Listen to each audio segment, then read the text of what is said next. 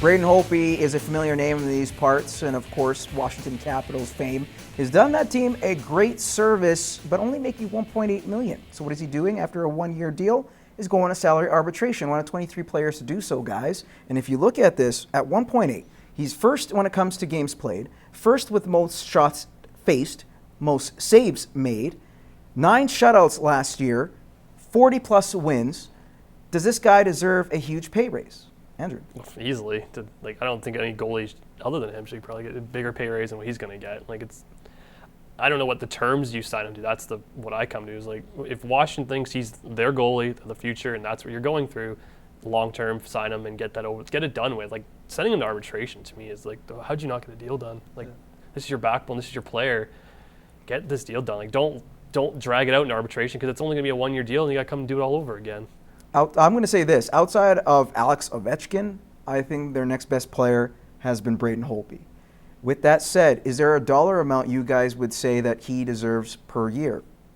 I mean, it's tough to say, but like you said before, what's Fleury getting, 5.5? Yep. So Holtby, as far as I'm concerned, is a backbone, big, pivotal part of that Washington club. I mean, anywhere from 4.8 to 5.2 is what I would roughly say.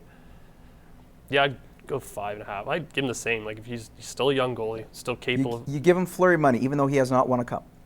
If you believe that he's your backbone of your team, he's going to take you there, then yes, I give him that. But that's what Washington has to decide. Yeah. They got to either decide, is he going to be the reason we're going to make it to it or not? But they better decide quick.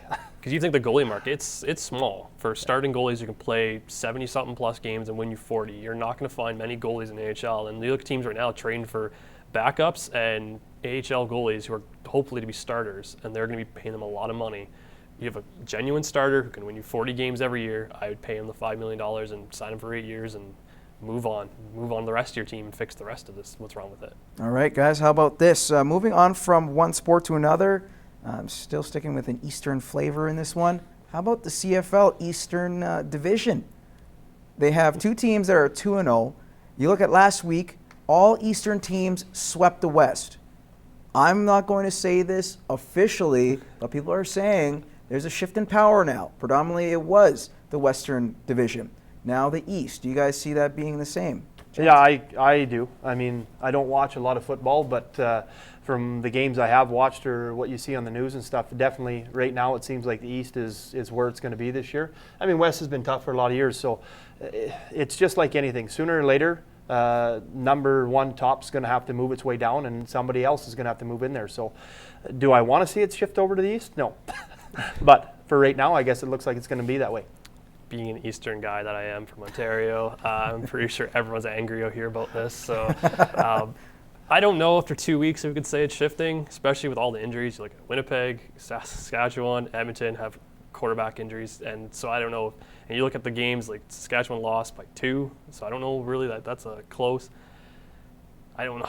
I can't tell you. But you look at wins overall. Wins overall, even then it's still close. Even that's surprising. Montreal has turned out to be a team that surprised a lot of people. Ottawa has already matched their win total from last season. Yeah, your favorite team, the Red Blacks. That was my team last year. Don't you see maybe it's starting to become that way, where that East is not those pushovers as they used to be? It's probably nice to see that too. It's when you look online and you see the standings and you see the entire West has all losses. Their last games are all losses and they're streaking that. It says something about this league that everything can shift that much. And yeah, you look at the points they're putting up. Montreal put up a lot of points. Hamilton's put up a lot of points. Teams they're not squeaking out victories. They're putting up a lot of points and they're just bashing the West right now. Okay, let's get to this last final topic. Best deal for Nazem Kadri. Think about this: 4.1 for 1 year. Head coach Mike Babcock said, "You know what? This is a home run deal for the kid because if he plays well, he could." Put the screws into us, and he could go somewhere else, sign a better deal. Do you agree with that assessment, or do you think this is just a waste of money? I agree with the assessment. The money is just, I don't understand how you give an 18-goal scorer $4.1 million. There's so many players out there. When you just gave up Phil Kessel, who scores 30, 40 goals a year, and you're going to pay Kadri half of that to score half as many goals? Is that the logic in Toronto? I don't understand. I love the 1 year. I love bridge deals. I think they're That's the way it should go. You should have, unless you're a superstar in your first 3 years, you should have to prove yourself to make that, $6, $7, $8 million. So, but I don't understand the 4.1 for a guy who's declining from the season before. Is this a smart move by Toronto? Maybe the 4.1. I know it's a bridge deal. You say that those are smart. At the dollar amount, though. Yeah, no, not at that dollar amount. And I mean, you talk to, like Shanahan's always said, I mean, he had to spend him off ice, all that kind of stuff.